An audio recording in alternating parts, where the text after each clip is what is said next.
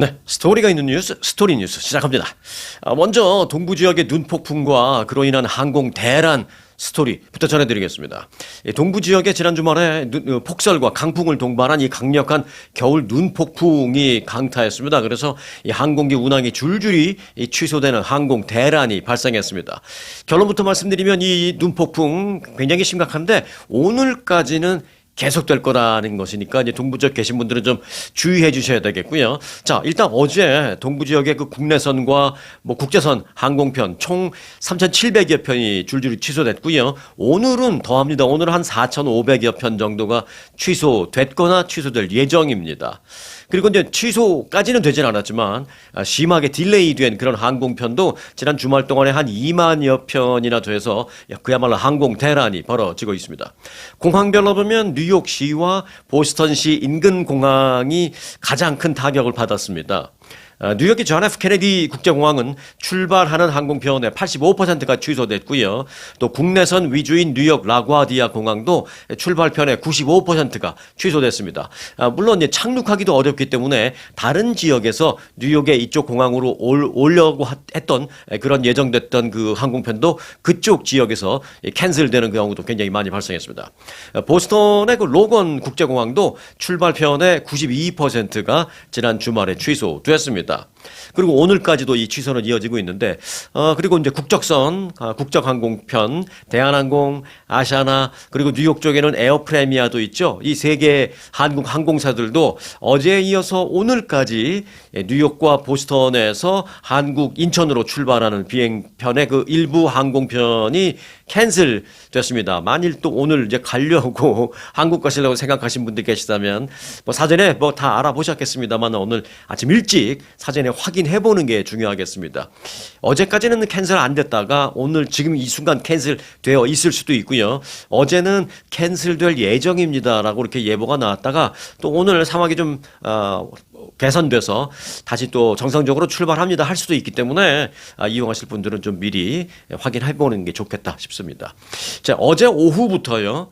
강한 바람과 그리고 폭설을 동반한 그 강한 눈폭풍이 동부 해안 지역을 강타했습니다. 지금도 아마 계속될 건데 초속 30m의 강풍을 동반한 이 강한 눈폭풍은 오늘 저녁까지 뉴욕, 필라델피아, 보스턴 등등 이 북동부 주요 도시 일대에 영향을 미칠 전망입니다. 이들 지역은 오늘 저녁까지 블리자드 워닝, 즉 번역하자면 뭐 눈폭풍 경보가 지금 내려진 상태입니다. 여기서 이제 말하는 그 블리자드라는 것은 단순한 눈폭풍이 아니라 뭐 번역하려면 그렇게밖에는 번역을 못 하겠습니다만은 여기서 이제 기상청에서 이 블리자드 워닝이라고 할 때는 그 블리자드가 단순한 눈폭풍만 말하는 게 아닙니다. 강한 바람을 동반한 심한 눈보라. 조금 구체적으로 설명하자면 그렇습니다. 강력한 바람을 동반한 심한 눈보라. 뭐 이런 걸 의미한다라고 보시면 되겠습니다. 동부 지역 주민 약 5,400만 명. 굉장히 많은 인구죠. 그쪽에 사는 한 5,400만 명의 인구가 이번 심한 눈폭풍의 영향권 안에 들어있다라고 하니까 아마 이 영상을 보시는 분들 중에서도 댓글 주시는 거 보면 뭐 뉴욕입니다, 뉴저지입니다, 또 뭐 버지니아입니다. 이렇게 뭐 보스턴입니다. 이렇게 시카고입니다. 이렇게 해주시는 분들 제가 자주 보고 있는데요. 아마 적지 않은 우리 영상 보시는 구독자님들도 해당이 될 것으로 생각이 됩니다. 자, 연방기상청은 강풍을 동반한 폭설이 예상되고 있고 또 이에 따라서 가시거리가 이제 운전할 때 가시거리가 굉장히 짧아지는 소위 whiteout, 그러니까 whiteout. 흰 것 때문에 하얀색 때문에 아무것도 안 보인다라는 그런 것이죠. whiteout이 왜 우리가 왜 무슨 문서 같은 거 틀린 거 지울 때 이렇게 와이드아웃 한다 그러잖아요. 똑같이 흰색 때문에 다른 게 아무것도 안 보이는 그런 이 눈이 너무 많이 오고 그다음에 바람이 부니까 뭐 정신없잖아요. 그래서 와이드아웃 현상이 발생해서 이동이 극도로 위험할 것이다라고 동부 지역에 경고를 했습니다. 그래서 연방기상청은 긴급 상황이 아닌 이상 오늘까지는 최소한 오늘까지는 가급적 이동을 삼가달라 이렇게 당부를 했습니다.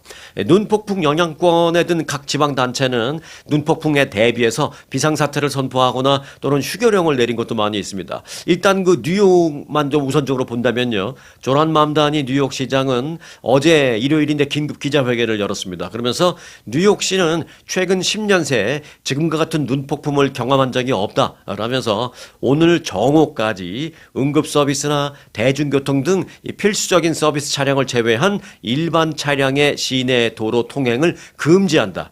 라고 말했습니다. 그러니까 여러분이 볼 일이 있다고 뉴욕에서, 일단 뉴욕만 말씀드리는 겁니다. 볼 일이 있다고 여러분 차량을 몰고 나가도 시내에 그 차를 갖고 들어갈 수가 없다라는 것이죠. 못 들어가게 막았으니까. 그렇지만 이제 필요하다면 버스나 지하철, 대중교통을 이용해서 갈 수는 있죠. 자, 그래서 뉴욕시는요, 오늘까지 최대 70cm의 폭설이 내릴 가능성이 있다라고 예보되어 있습니다. 70cm면 2feet가 조금 넘죠. 2feet. 와, 이만큼 밖에 나와보니까 이제 문이 안 열릴 정도, 이런 정도의 눈이 쌓이는 거죠. 수북하게. 또 뉴욕시뿐만이 아니라 뉴욕주 전체가 지금 비상이 걸렸는데, 이에 따라서 캐시 호컬 뉴욕 주지사도 어제부로 뉴욕주 전체에 비상사태를 선포했다라면서 이번 폭풍은 역사적인 수준이 될 수 있다라면서, 그러니까 역사적으로 큰 기록이 남을 만한 피해가 발생할 수 있다, 최악이다, 이렇게 판가름을 하면서 최소한 오늘까지는 집에 머물러 달라라고 얘기했습니다. 그러니까 공통적인 게 최소한 오늘까지예요. 집에 머물러 달라, 가급적 이동하지 말아 달라, 이렇게 당부를 했습니다. 혹시 동부 지역, 뉴욕을 비롯해서 뉴저지 이쪽 동부 지역에 거주하시는 분들은 보스턴도 마찬가지입니다. 오늘까지는 가급적 외출을 좀 삼가하시고요.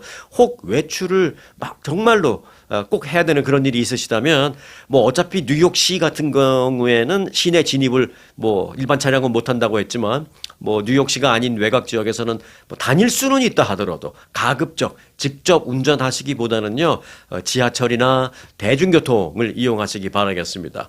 그리고 우리 동네에서 그래도 시내까지 가려면 지하철이 어디 있어요? 일단 시내까지 가면 거기선 지하철이나 버스가 있지만 우리 동네에서 시내까지는 없다라고 생각하시기에 대부분이 그런 경우가 많이 있죠.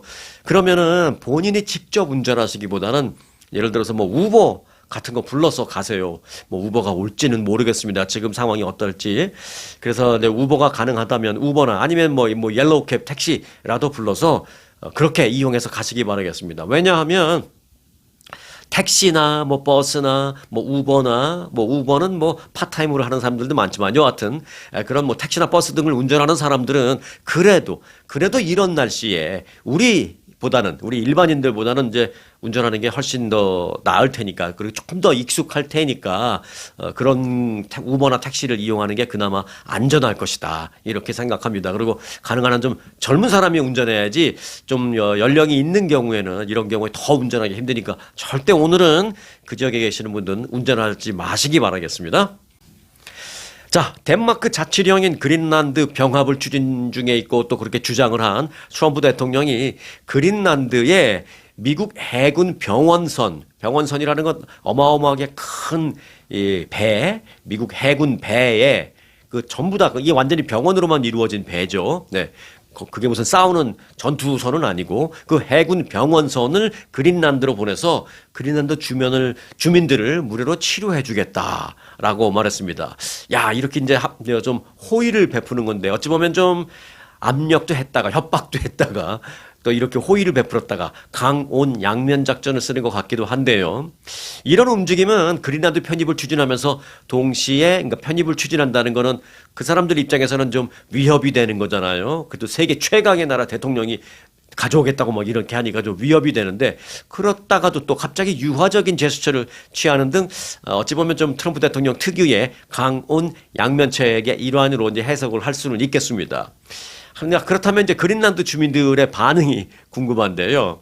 하지만 그린란드는 미국과 달리 모든 주민들이 충분한 무상 의료 혜택을 누리고 있다라면서 트럼프 대통령이 제시한 이 호의에 대해서 No thank you 하면서 좀 싸늘하게 반응하고 있습니다.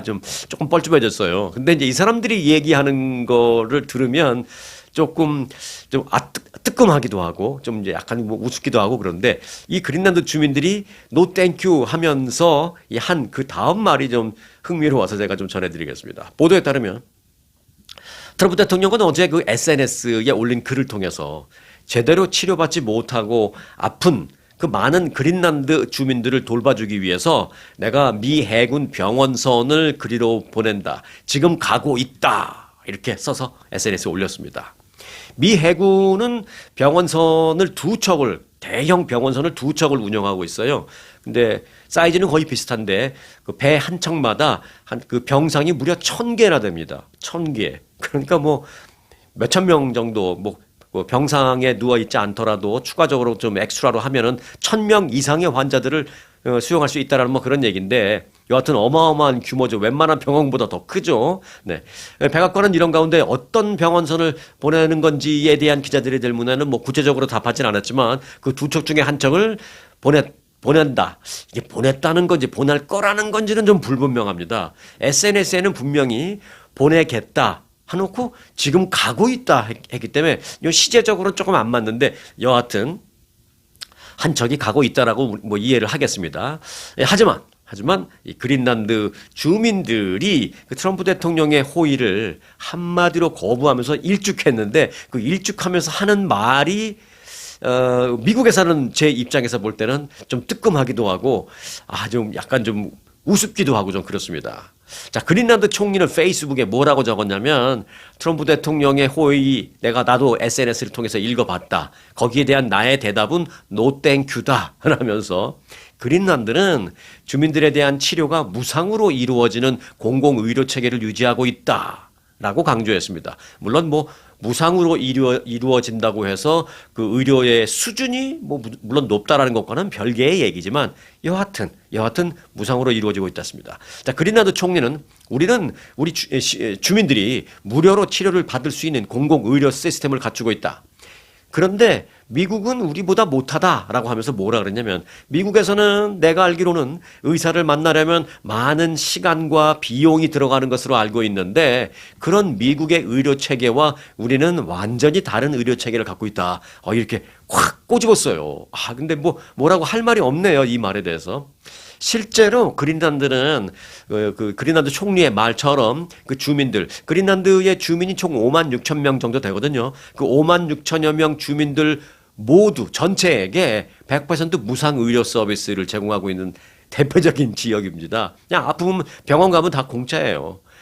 거기다가 미국이 그 그린란드 주민들을 돌봐주겠다라고 막 그 병원선을 보낸다니까 그린란드 주민들이 약간 콧방귀를 끼는 거죠. 물론 제가 봤을 때 이 의료 수준은 다를 거라고 봅니다. 미국이 훨씬 앞서겠죠. 의료 수준은. 그린란드의 의료 수준이 아무리 무상이라 하더라도 퀄리티 자체는 미국이 훨씬 더 우위에 있을 겁니다. 네, 그거를 뭐 부인하는 것은 아닙니다. 하지만 무상 의료가 제공되고 있는 그린란드에 뭐 병원선을 보낸다라는 부분에 대해서 그린란드 주민들과 총리가 뭐 노 땡큐 하고 있는 좀 웃지 못할 그런 상황입니다.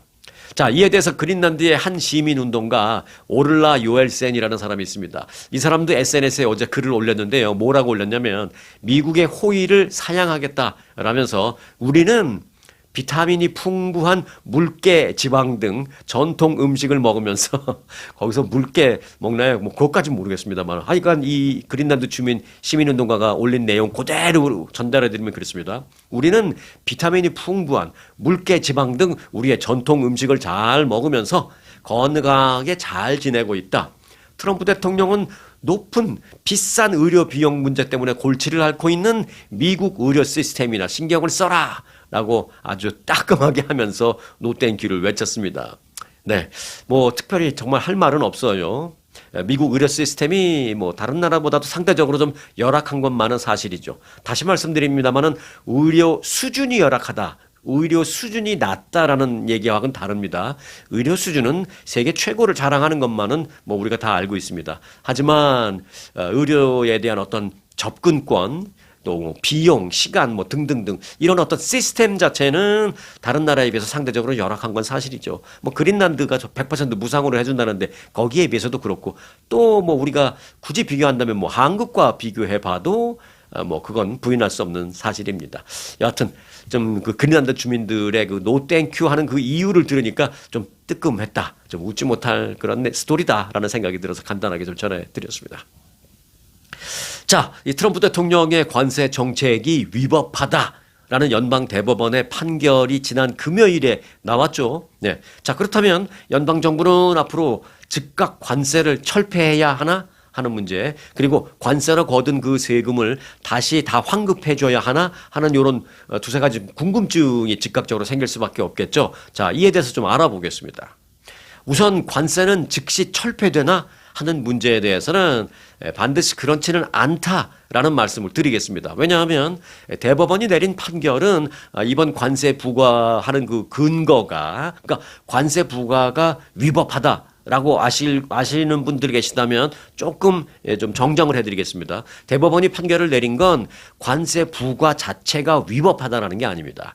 트럼프 대통령이 관세 부과를 하면서 그 부과를 하는 근거를 들은 게 있는데, 그 법적인 근거를 뭐라 그랬냐면 국가 비상경제권한법, 그것 때문에 관세를 부과한다라는 것입니다. 조금 더 깊이 들어간다면 원래 관세 부과는, 관세라는 게 뭐예요? 세금이잖아요. 세금과 관련해서는 뭐든지 대통령 혼자 할 수는 없습니다. 의회의 승인을 받아야 돼요. 특히 세금 관련 부분은 그렇습니다. 세금, 예산 이런 것들, 이런 거는 의회의 승인을 받아야 됩니다. 그런데 이 관세도 이제 세금이죠. 어떤 분들은 이제 관세를 부과한다 그러면, 관세를 예를 들어서 뭐 브라질한테 부과한다 그러면 브라질 그 기업체가 막 돈 내는 거로 생각하는데, 사실 그게 아니에요. 그 브라질 그 기업의 물건을 사오는 이 미국의 수입업자가 세금을 내는 겁니다. 여하튼 그러니까 미국 국민이나 미국 기업들에게 세금을 부과하는 거기 때문에 의회의 승인이 필요한 게 이 관세입니다. 그런데 의회 승인 안 받고 대통령이 한 거잖아요. 근데 그렇게 하는 근거를 국가 비상경제권한법에 의해서 내가 혼자서 대통령 권한으로 한다, 이제 이거거든요. 그래서 그 연방대법원이 판결을 내린 게 관세 부과가 위법이 아니라 관세 부과를 하는 그 법적인 근거가 국가 비상경제권한법을 갖다 댄 그 근거가 위법이다라는 것이었습니다. 자, 쉽게 말해서 국가 그 비상경제권한법을 발동할 만한 근거가 없는데 그걸 관세에 갖다 붙인 게 잘못이다라는 것이죠. 실제로 이제 미국의 지금 경기가 뭐 좋다, 나쁘다, 뭐 상대적으로 평가하기에 따라서 뭐 다르게 볼 수는 물론 있습니다만은, 그렇지만 뭐 어디를 봐도 지금 뭐 국가 비상경제라고 판단할 만한 근거는 어디를 봐도 없다라는 것입니다. 그래서 이제 국가 비상경제권한법에 의해 대통령이 의회 승인 없이 관세를 부과한 그게 이제 위법이니까 무효화하라라는 그런 판결인 것입니다. 자, 하지만 대통령은 그 다른 법률 권한으로 다시 관세를 부과할 수 있습니다. 요게 이제 포인트입니다. 그래서 즉시 관세가 철폐되나가 아니다라는 것이죠. 실제로 연방정부는 이미 대응을 했습니다. 1974년에 제정된 무역법 섹션 122조를 사용해서 전 세계의 10%의 그 상호 관세를 포괄적으로 부과한다라는 대통령 포고문에 서명을 했습니다. 무역법 섹션 122조 이런 것들은 대통령의 권한으로 할 수 있는 것들입니다. 1974년에 그렇게 대통령의 권한으로 할 수 있는 그런 무역법이 제정된 게 있습니다. 그게 뭐 여러 개가 있어요. 그 중에서 이제 일단 섹션 122조를 동원해서 일단 먼저 했습니다. 즉 기존 관세는 위법하다라고 대법원이 그렇게 판결을 내렸으니까 다른 법으로 다시 부과하는 방식을 택한 것입니다. 네. 그래서 이제 시장에서는 관세가 뭐 즉시 사라질 것이다라는 기대는 거의 없다라는 분석이 지배적입니다. 자, 그리고 두 번째, 이미 거둔 관세를 그러면 즉시 환급해야 하나 하는 문제입니다. 이 부분이 지금 가장 큰 쟁점입니다. 대법원은 이번 판결에서 관세를 위법하다라고 보면서도 이미 징수한 세금을 어떻게 환급할지에 대한 어떤 구체적인 명령은 내리지 않았습니다. 예를 들어서 이번 그 관세가 위법하다라는 판결을 내리면서, 그렇기 때문에 지금까지 거둬들인 관세는, 관세 세금 수입은 앞으로 이 판결문이 내려진 지 120일 안에, 이거 뭐 예를 드는 겁니다. 예를 들어서 뭐 120일 안에 전액 환급해야 하며, 환급하는 방식은 뭐 각 기업에게 수표로 보내야 된다, 아니면 뭐 캐시로 줘야 된다, 아니면 크레딧으로 줘야 된다. 예를 들어서 뭐 그렇게 구체적인 내용을 적시할 수도 있었는데 그런 부분은 일절 언급을 하지 않고 적시를 하지 않았습니다. 그냥 위법하다라고 그것만 이제 내렸습니다. 그래서 이제 환급에 관련된 내용은 어찌 보면 좀 불분명한 거죠. 뭐 대법원도 좀 무책임하다고 할 수 있나요? 여하튼 그래서 이제 뭐 연방정부에서는 일단 대법원에서 어떻게 하라고 적시한 건 없으니까 그냥 일단 가는 겁니다. 그냥. 대신 대법원은 이 문제를 연방국제무역법원으로 돌려보냈습니다. 이제 디테일한 걸 거기서 하라는 얘기죠. 그래서 이제 환급 가능성이 있다는 거야, 뭐 없다는 거야, 뭐 이렇게 생각하실 수 있죠. 예, 그 부분과 관련해서는 그동안 이제 위법한 근거로 징수된 관세는 약 1,400억 달러 요 정도 되는데 그걸 근거로 징수된 관세에 대해서 기업들이 환급 청구 소송을 제기할 수 있는 법적인 근거는 이번 연방대법원 판결로 마련은 됐다. 뭐 이렇게는 볼 수 있습니다. 그래서 이제 각 기업들이 계속 이제 소송할 것 같아요. 하지만 뭐 이제 환급을 해주는 것과 관련해서는 현실적인 제약이 있습니다. 사실상 환급이 뭐 또 그렇다고 자동으로 이루어지는 그러니까 법원 판결에 의해서 자동으로 이루어지는 것도 아니고 예, 정부가 적극적으로 뭘 해야 이제 이루어지는 것인데 정부가 적극적으로 안 하고 소위 말해서 이제 뭉개고 있으면 환급 안 해주고 뭉개고 있으면 기업들도 어떻게 할 도리가 없습니다. 왜? 대법원이 판결 내리면서 구체적인 내용을 여기다 적시하지 않았기 때문에 뭐 정부는 정부대로 위법한 건 다 좋아. 그런데 뭐 그래서 거둔 세금을 어떻게 하란 말은 없잖아. 하면 할 말이 없는 거죠. 이제 뭐 앞으로 그 연방국제무역법원에 가서 거기서는 또 어떤 판결이 내릴지 모르지만 지금 현재 시점에서는 그렇다라는 것입니다. 자, 기업들이 개별적으로 이 제기를 해야 하는 그런 그 현실적인 제약도 있고요. 또 정부가 그러니까 현실적인 제약이라는 것은 뭐 코스코, 무슨 대기업 이런 월마트 이런 대기업에서는 뭐 그 저 법률팀이 워낙 잘 돼 있으니까 야 빨리 소송 걸어. 이번에 위법 판결 나왔죠. 소송 걸어. 그럼 네, 알겠어. 라고 그 안에서 법무팀이 내놓으라 하는 변호사들이 착 해서 하겠죠. 하겠지만 이 관세에 적용을 받는 그런 기업들이 그런 대기업만 있냐고요. 아니 일반 소규모 자영업 하시는 분들도 뭐 외국에서 물건 수입하고 그런 거 다 하잖아요. 그럼 그 사람들이 일일이 다 변호사가 어디 있어요. 먹고 살기도 힘든데 그 사람들이 다 그럼 변호사 사서 소송하고 해야 하는 그런 게 현실적인 제약이다라는 것이죠. 자, 또 정부가 뭐 예산이 부족하다거나 국가 안보 등등의 이유를 대면서 환급에 저항할 경우에 뭐 저항이라는 표현이 좀 그런가요? 환급을 그 안 해주면서 뭐 차일피일 늦추거나 미루거나 쉽게 말하면 뭐 좀 뭉개거나 그런 경우에 뭐 돈을 실제로 돌려받기까지는 상당한 시간이 걸릴 수도 있다라는 것입니다. 뭐 수개월은 뭐 너무 빠른 거고 수년 이상 걸릴 수도 있다라는 것입니다. 그러다 보면 또 못 받을 수도 있는 거예요. 하지만 이 언젠가 돌려받을 수도 있다라는 생각에 뭐 코스코 같은 그런 대기업들 어차피 그 안에 법무팀이 있는 그런 대기업들 같은 경우는 일찌감치 뭐 소송을 제기한 그런 기업들도 많이 있습니다. 결국 이제 추가적인 그 기업들의 소송은 대기업들을 중심으로 해서 줄줄이 이어질 전망인 것만은 사실입니다. 자, 그러면 이제 끝으로 앞으로 전개될 가능성을 보겠습니다. 앞으로 도대체 어떻게 될 것이라는 것인지. 자, 관세 체계를 유지하기 위한 법령, 연방 정부 입장에서 봤을 때 이 관세를 계속 유지하기 위한 뭐 방법, 수단, 아니 뭐 법령 이런 것도 사실 여러 개가 있습니다. 뭐 많다기보다도 한 서너 개 정도 있습니다. 실제로 그래서 연방 정부는 앞서 말씀드렸다시피 무역법 섹션 122조에 따라서 전 세계의 10%의 관세를 일괄적으로 부과한다라는 대통령 보고문에 이미 서명을 했고요. 그래서 이제 10%를 일단 유지시켜 놨고요. 그리고 그 밖에도 이제 무역법 301조도 있고 388조도 있고요. 그리고 232조도 있고 여러 개의 법은 있습니다. 그래서 그에 따른 여러 가지 관세 부과 근거 또는 방법 등은 있습니다. 이 무역법 이것들이 제가 한 4개를 말씀드렸는데 다 조금씩 차이가 납니다. 그리고 서로 상호 보완이 가능한 것들이기 때문에 이 4개를 잘 활용하면 지금 같은 관세 부과를 좀 어느 정도까지는 유지할 수 있다라는 것입니다. 방금 전에 처음에 말씀드렸던 그 무역법 122조는 그렇게 대통령이 할 수 있는데 조건이 있어요. 요게 이제 150일, 5개월. 150일까지가 맥시멈입니다. 그래서 요거 무역법 122조를 발동하면 150일까지만 유효합니다. 그리고 150일 지나면 요건 이제 무효화 되는 것입니다.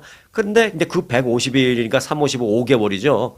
예, 그 5개월 동안 또 다른 법령을 준비해서 그게 이제 끝나면 뭐 301조를 발동할 수도 있고 232조나 388조를 발동할 수도 있고 그런 식으로 해서 어느 정도 이 관세를 지금처럼 비슷하게 유지하면서 끌고 갈 수는 있다라는 것입니다. 연방정부 차원의 입장에서는. 그래서 이제 앞으로 계속 이런 무역법 적용이 하나씩 요게 이제 끝날 때쯤, 요게 무효화될 쯤 되면 다른 걸 적용시키고 그런 식으로 나올 전망입니다. 그리고 연방의회는 이제 앞으로 중요한 게요. 관세에 대한 어떤 대통령의 그 권한을 제한하기 위한 논쟁을 시작할 전망입니다. 그러니까 요게 이제 민주당 쪽의 입장에서 본다면 대통령에 대한 그 권한을 제한이라는 표현을 쓸 수 있을 것 같고요. 또 공화당 쪽의 입장에서 본다면 공화당 의원은 뭐 제한한다라는 표현을 쓰고 싶진 않겠죠. 같은 당 소속의 대통령님인데 권한을 제한이라는 용어는 쓰고 싶지 않을 겁니다. 대신에 공화당 쪽에서는 대통령의 권한을 분명히 하고자 하는 노력, 뭐 제가 이렇게 표현을 하고 싶습니다. 그러니까 대통령의 권한을 분명히 하거나 뭐 또 좀 제한하거나 이런 그 논쟁이라는 것이 의회에서는 이제 치열하게 앞으로 전개될 것으로 보이고 있습니다. 사실 대통령의 권한을 분명하게 해 놓아야 지금과 같은 혼란을 뭐 피할 수 있기 때문에 나중을 위해서라도 추후를 위해서라도 이 부분에 대한 그 정치권의 논쟁은 치열하게 전개될 전망입니다. 자, 관세 정국은 대법원의 위법 판결로 끝난 게 아니라 사실상 이제부터 시작인 셈이다. 이렇게 보시면 되겠습니다. 자, 국토안보부가 일부 기능을 중단하는 셧다운을 이유로 해서 공항의 보안 시스템 간소화 프로그램의 일시적인 중단을 예고했었죠. 지난주 제가 수요일인가 화요일인가 전해드린 거 기억나는데 그걸 국토안보부가 그렇게 그 간소화, 그 보안 검색 간소화 프로그램을 중단한다고 했다가 결국은 그 항공업계가 강하게 반발하고 관광업계가 강하게 반발하자 결국 하루 만에 번복했습니다. 그러니까 예전으로 그대로 한다라는 것입니다.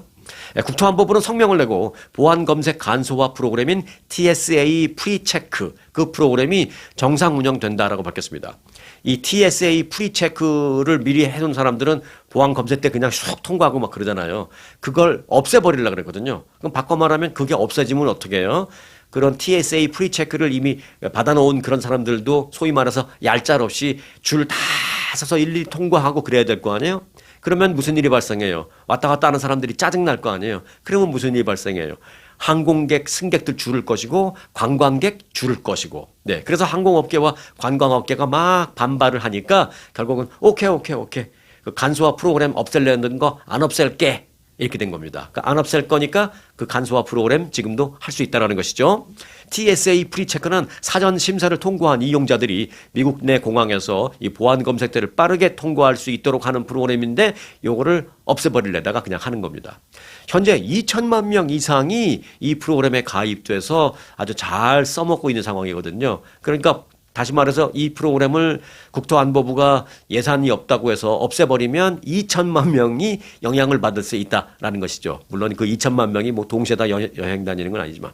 자, 국토안보부는 셧다운에 따른 긴급 인력 재배치에 따라서 TSA 프리체크 프로그램을 잠정 중단한다라고 밝혔다가 이렇게 다시 이제 지금 시행을 하고 있습니다. 그런데 이제 아시는 대로 연방정부 셧다운 아닌데 라고 생각하실 수 있죠. 근데 연방정부 셧다운이 아니면 아닌 거고 또 기면 긴 겁니다. 왜냐하면 이게 셧다운이라는 게 뭐예요? 예산이 통과되지 않아서 예산이 책정되지 않아서 그 예산이 이 날짜부터 배정이 안 되니까 셧다운 이렇게 되는 거잖아요. 근데 이제 지난번에 의회에서 다른 예산은 다 통과시켰는데 이 국토안보부 관련 예산만 딱 빼놓고 통과시켰어요. 그러니까 국토안보부 관련 예산만 지금 책정이 안 돼 있기 때문에 국토안보부에 관련된 기능만 지금 셧다운 되어 있다. 이렇게 보시면 되겠습니다. 이제 국토안보부 안에 뭐 연방항공청이 들어가 있거든요. 그래서 연방항공청 내에서 그런 보안 검색 이런 게 다 연관돼서 그래서 지금 이런 일이 뭐 캔슬하니 안 하니 이제 그런 일이 있는 겁니다. 자, 해외에서 들어오는 입국자들에 대한 세관 심사, 입국 심사 단축 프로그램이라고 있습니다. 그 글로벌 엔트리 프로그램. 요건 종전 예고대로 그러나 중단이 됐습니다. 돈이 없다고 지금. 예. 다시 말하면 국내에서 TSA 프리체크는 그대로 간소화 프리체크 패스 통과할 수 있고요. 해외에서 들어오는 사람들의 경우에 세관 심사 또는 뭐 입국 심사 이런 것도 단축해주는 프로그램이 있거든요. 그 프로그램은 없애겠다고 했는데 요거에 대해서는 항공업계와 관광업계가 별말을 안 했어요. 그래서 이 부분에 대해서는 그냥 단축 프로그램이 지금은 일시적으로 없어졌다. 그러니까 해외에서 들어올 때는 단축해서 들어오지는 못하고 이제 좀 줄을 서서 들어오는 거를 겪어야 한다. 당분간 그렇게 아시면 되겠습니다. 앞서 연방의회는 트럼프 행정부의 이민 단속 정책을 둘러싼 의견 차이를 좁히지 못하고 주무부처인 국토안보부 예산안을 시한 내에 처리하지 못해서 지금 이런 일이 있는 겁니다. 이에 따라서 국토안보부는 동부 시간으로 지난 14일이었죠. 지난 14일 새벽 0시 1분을 기해서 국토안보부가 지금 셧다운 상태에 들어가 있는 겁니다. 이 부분도 이제 그 이민 정책과 관련된 내용만, 특히 이제 아이스 요원들이 단속할 때의 몇 가지 복면 쓰지 마라, 신분증 폐용해라, 뭐 요런 것들, 그거 이제 공화당이 오케이 하면 요 부분도 이제 해결될 수 있기 때문에 그렇게 시간이 오래 걸리지는 않을 것이다, 이렇게 생각하고 있습니다. 자, 이란 사태 좀 보겠습니다. 지금 이란의 뭐 전쟁이 나니 미국이 오늘 쳐들어가니 내일 쳐들어가니 지금 이제 굉장히 불안감이 증폭되고 있잖아요. 자, 이란에 대한 미국의 군사 공격 위협 문제 잠깐 좀 짚어보겠습니다. 미국의 이란에 대한 군사 공격 가능성이 지난주부터 계속 거론되고 있는 가운데 이란 외무부 장관은 미국과의 오는 26일 회담이 있다라고 말하면서, 그러니까 오늘이 23일이니까 3, 4, 5, 6 목요일, 오늘 목요일 날 그 회담이 있다라고 말하면서 그 회담을 앞두고 자신들은 지금 합의안을 마련 중에 있으며 이를 통해서 합의가 충분히 가능할 수 있다라고 말했습니다. 조금 뭐 긍정적인 부분이긴 한데요. 이란 외무장관은 어제 그 CBS, 미국 방송국 CBS와 인터뷰를 했습니다. 그러면서 우리는 아직 양측의 우려와 그 이익을 수용할 수 있는 요소, 그런 요소들로 구성된 합의안을 지금 한창 마련 중에 있으며 오는 26일 목요일 스위스 제네바에서 미국과 우리가 만나는데 그때 지금 우리가 만드는 것 같고 서로 협의를 해서 좋은 합의를 만들어 도출해낼 수 있을 것으로 생각하고 있다, 이렇게 말을 했습니다. 물론 그렇다고 해서 반드시 회담이 성공하리라고 볼 수는 없지만 일단은 말은 그렇게 했습니다. 그러면서 나는 이것이 충분히 가능하다라고 본다라고 이란 외무장관은 말했습니다. 자, 이란의 외무장관은 트럼프 대통령이 이란에 대한 군사 공격을 감행할 것으로 예상하느냐라는 질문에 대해서 판단할 수는 없다 라고 말하면서 이란의 평화적 핵 프로그램에 대한 해결책을 찾고자 한다면 유일한 길은 외교다라는 것은 분명하다라고 말했습니다. 여기서 조금 참고적으로 말씀드릴 게, 이란이 조금 믿는 구석이 있습니다. 물론 그렇다고 그것이 반드시 100% 적용될 수는 없겠지만 이란이 믿는 구석은 뭐냐? 뭐 주변에 다른 자신들을 도와주는 나라냐? 아닙니다. 뭘 믿느냐? 미국의 경제 상황을 믿습니다. 그게 뭐냐면 미국이 지금 같은 상황에서 뭐 관세가 위법이니 뭐니 지금은 계속 이렇게 혼란스러운 이런 상황에서, 그래서 관세를 환급 받니 안 받니, 그러면 이제 관세가 언제부터 이제 부과 안 되나 뭐 이렇게 혼란스럽고 그런 상황 속에서 미국이 이란과의 군사 공격을 해서 이란과 이게 좀 군사 공격이 좀 심각해지는 상황으로 가게 된다면 어떻게 돼요? 미국 증시 다 크래시되고 미국 경제에 또 혼란이 생길 거 아니에요. 트럼프 대통령이 과연 11월 중간 선거를 앞두고 그것을 원할까? 절대 원하지 않을 것이다 라고 이란은 생각하고 있는 것이죠. 그래서 이란이 믿는 구석은 자신들이 아니라 우리 미국의 경제입니다. 트럼프 대통령이 지금 미국 경제를 망가뜨려 놓고 싶지 않을 마음이 있을 것이다라는 그걸 믿는 것입니다. 그래서 좀 큰 소리도 치고 있어요. 이란이 뭐라 그랬냐면, 이 이란 외무장관이 어제 CBS에 나와서 그 우라늄 농축 활동에 대해서 미국이 전면 중단을 요구하는데 당신들의 입장은 뭐냐라고 사회자가 질문을 하자, 우라늄 농축은 우리의 권리이다. 우리는 핵 확산 금지 조약의 회원국이며 우리는 평화적인 핵 에너지를 누릴 권리를 갖고 있다. 뭐 이렇게 얘기했습니다. 다시 말해 핵 우라늄 농축을 희석시키거나 중단하거나 이런 거를 안 하겠다라는 것이죠. 지금 현재 말로는. 그러면서 미국의 군사작전 위협에 따른 정권 붕괴 위기 속에서 이같이 우라늄 농축 권리를 계속 주장하고 있는 것이 과연 가치가 있느냐? 너희들이 우라늄 농축 중단 안 하겠다고 버티다가 미국이 때려가지고 정권이 붕괴되면 그게 무슨 의미가 있느냐? 근데 사회자가 이렇게 질문한 거예요. 그랬더니 우리는 그동안 많은 대가를 치렀다. 그렇기 때문에 이 기술은 매우 우리에겐 소중하다. 그리고 우리는 지난 20년간 계속 제재를 받아왔고 수많은 과학자들을 잃었고 전쟁까지 겪었다. 라면서 그렇기 때문에 우리는 이제 와서 이거를 포기할 수는 없다. 라고 말했습니다. 네.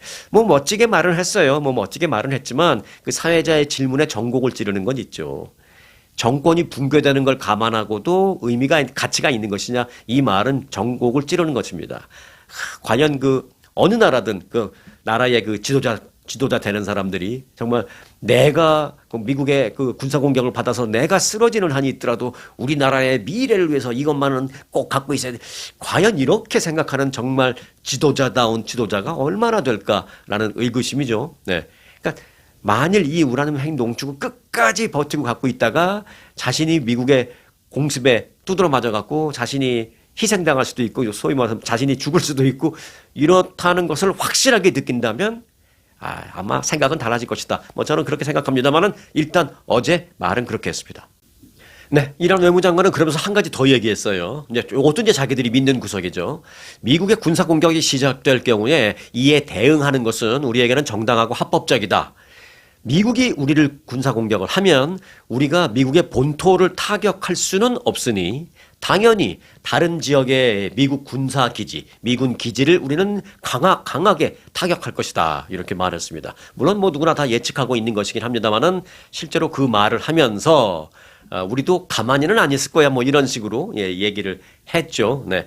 여하튼 지금 같은 불안한 상황 속에서 이란의 외무장관의 인터뷰 내용을 미국의 CBS를 통해서 볼 수 있었다라는 것은 매우 흥미로운 일이었습니다. 자, 지난 토요일 새벽 플로리다주 팜비치의 마러라고에 있는 트럼프 대통령 사택의 진입 통제 구역이 있거든요. 그 진입 통제 구역 안에 한 20대 남성이 차를 몰고 진입을 했다가 사살되는 그런 비극적인 일이 발생했습니다. 이 비밀 경호국이 그 당시 경호를 하고 있었는데 트럼프 대통령은 보통의 경우에 주말에는 대부분 그 마러라고에 머물고 있습니다만은 또 마침 다행히도 역시 트럼프 대통령은 이런 부분에 대해서는 천운을 타고나신 분이에요. 물론 그 차가 무슨 특별히 그 안에 들어가지는 못했지만 여하튼 대부분의 주말은 마러라고에서 지내는 게 보통인데 트럼프 대통령 부부는 이번 사건이 발생했을 때는 멜라니아 여사와 함께 백악관에 체류 중이었습니다. 네. 그때 사살된 남성은 노스캐롤라이나 주 출신의 21살의 남성 오스틴 터커 마틴으로 밝혀졌습니다. 사건은 지난 토요일 현재 시간 새벽 1시 30분쯤 발생했습니다. 샷건과 가스통으로 보이는 이 물건을 소지한 마틴은 다른 차량에 문을 그 게이트를 진입 통제 구역이 있지만 그래서 게이트가 항상 닫혀 있지만 안에서 다른 차량이 나오려면 게이트가 이렇게 열려야 될 거 아니에요. 게이트가 열리는 틈을 타서 샥 들어간 거죠. 통제 구역 안으로 빠르게 들어갔습니다. 들어가니까 그 안에서 이제 비밀 경호국 요원들 그리고 이제 팜비치의 셰리프국 요원들이 있었는데 그들과 대치하게 된 겁니다. 팜비치 셰리프국의 브래드 쇼 국장은 기자회견에서 비밀 경호국 요원들이 마틴을 사살했다라며 그는 2개의 장비를 갖고 있었다라고 말했습니다. 하나는 샷건을 들고 있었고 또 하나는 그 LPG 연료통 이런 통을 들고 있었다라고 합니다. 그래서 샷건과 연료통을 내려놓을 것을 계속 명령을 받았는데 그때 그는 연료통을 내려놓으면서 나머지 손으로 샷건을 발사하려는 그런 포즈를 취했다고 합니다. 그러자 이제 비밀 경호국 요원들이 즉시 마틴에게 사격을 가해서 현장에서 사살했다라고 얘기하고 있습니다. 사살된 마틴의 친척인 브래든 필즈는 AP통신과 인터뷰를 했는데요. 참 이해할 수 없는 일이 발생했다라면서 마틴은 평소에도 조용하고 총을 무서워했던 사람으로 자신을 기억한다라며 마틴의 가족들은 열성적인 트럼프 지지층이다 그렇게 전했습니다. 마틴과 함께 자랐다라는 한 사촌쯤 되나 봐요. 사촌쯤 되나 봐요. 그 필드는 나는 그가 이런 일을 했다는 것이 도저히 믿어지지 않는다. 너무 놀랍다.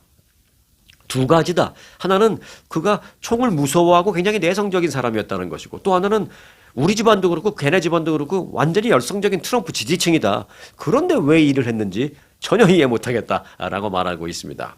그 필즈는 그 마틴이 지역 골프장에서 일을 했으며 월급을 받으면 그 일부를 그 인근에 있는 자선기관에 기부금을 보낼 정도로 그렇게 뭐 선한 사람이었다라고 말했습니다. 그러니까 이해하지 못할 것이다, 못할 일이다라는 것이죠. 이어서 우리는 모두 열성적인 트럼프 지지자 가족들이다라고 덧붙이기도 했습니다. 마틴은 며칠 전에 가족들에 의해서 실종 신고가 된 것으로 확인이 됐습니다. 그러니까 며칠 전에 집을 나와서 아마도 연락하지 않은 상태에서 이런 일을 계획했던 것으로 보이고 있는데요. 자, 조사 결과 수사관들은 그가 노스캐롤라이나 주를 떠나서 플로리다 주를 향해서 이제 남쪽으로 내려오다가 그 과정에서 중간에 이제 샷건을 구입한 것으로 그렇게 파악을 했습니다. 그 마틴의 차량을 뒤져보니까 그 구입했던 샷건의 그 박스가 차 안에서 발견이 됐다라고 합니다. 한편 수사관들은 트럼프 열성 지지자 그 가족의 일원이 왜 이런 일을 벌였는지 현재 사건의 동기를 집중적으로 조사하고 있다라고 밝혔습니다. 자, 오늘은 이제 주말 동안에 쌓인 뉴스가 너무 많아서 이거 전해드리는데도 좀 시간이 많이 갔습니다. 그래서 제가 이제 뉴스 끝날 때 이제 마지막 소식으로 꼭 이제 건강 관련 팁이나 건강 뉴스 같은 거 하나씩 전해드리는데 오늘은 그걸 좀 전해드릴 시간이 좀 없는 것 같네요. 자, 내일은 뉴스 상황 봐서 또 꼭 필요한 건강 상식 또는 건강 뉴스 새로 나온 거 있으면 꼭 준비하도록 하겠습니다. 자, 오늘은 여기까지 하겠습니다. 함께 해주신 여러분 고맙습니다. 오늘 영상 마칩니다.